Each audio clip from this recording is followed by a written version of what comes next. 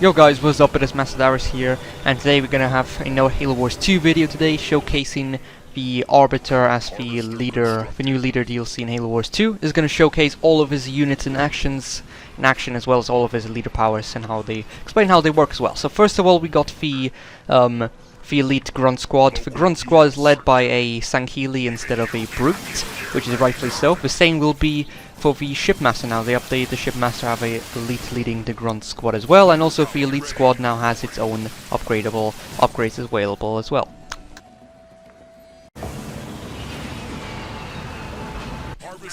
Here my squads use the active camo ability, and this enables them to become invisible, and the units won't be able to see them unless you use a special unit to actually uncloak units.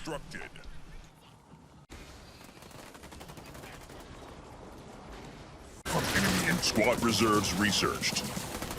Right away. Here we use one of the first of the Arbiter's unlockable leader powers. This is the Stasis Mind, and basically if one of the Stasis Minds trigger, the units will go into stasis mode. They won't be able to move from their spot, but they may still be able to fire depending on what units they are.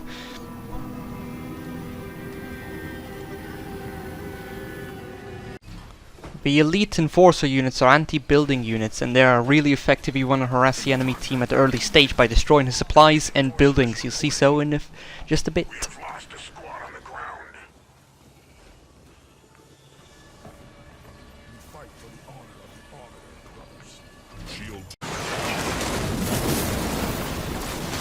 Infantry level 1 researched. Our base is under attack. Indeed so.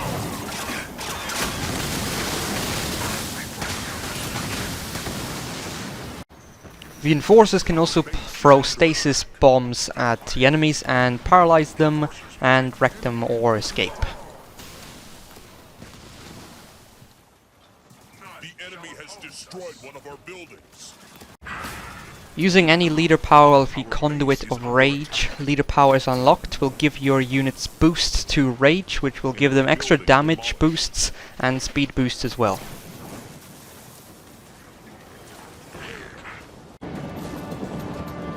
Leader power ready.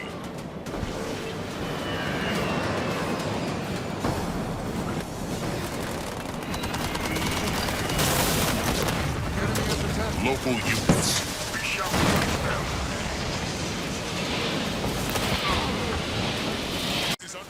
One of the final leader powers the Arbiter can unlock is active camo for all units, and basically if you activate it, every single unit of yours on the field will be camouflaged. You can use it to send mass armies through different armies without being detected, and the enemy won't be able to attack you unless they have a anti-cloaking unit on their disposal, and you'll still be able to attack them, which is also a good thing.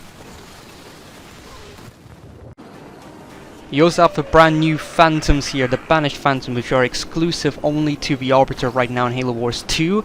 You can call them in at your home bases, only if you use the leader power point to unlock the Phantoms within the leader power wheel. The Phantoms are actually a really cool new addition. You can place any infantry units inside the Phantoms, including Hunters, which is really cool, and you can use the Phantoms to carry them around anywhere around the map.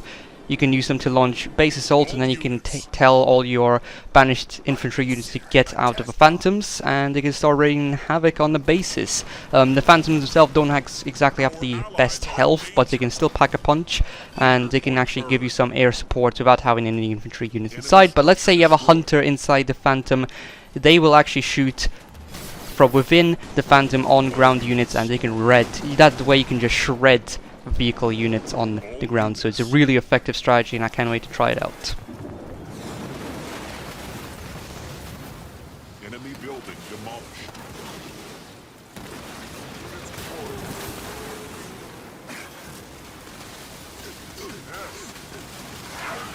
Understood. Enemy structure destroyed.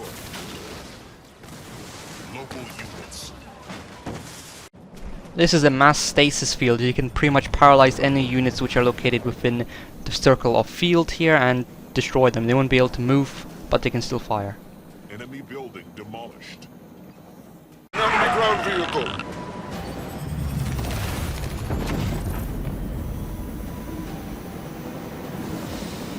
The hero unit for the Arbiter is Ripa Moramee himself, and he comes in with dual energy swords. This guy is all about rage attacks. His upgrades include increases to speed, mobility, attack, and health, as well as the duration of his rage attacks, which is his special move. If he uses rage attacks, he's gonna go berserk on your enemies, he's gonna rapidly swing his energy swords at him, and you can destroy some vehicles such as Reavers quite easily, actually, in just a matter of slashes, and he can destroy engineers really quickly, as well as other air units, including Banshees and Shrouds, because he can just leap up in air like a god and just slash them up into pieces, which is pretty cool. So he's a very cool and interesting hero unit. His final leader power will allow him to recharge his other leader abilities really quickly, more quickly than usual. So you can expect to get bombarded or him using his different leader powers more quicker than any other leader, especially if he has this leader power here unlocked.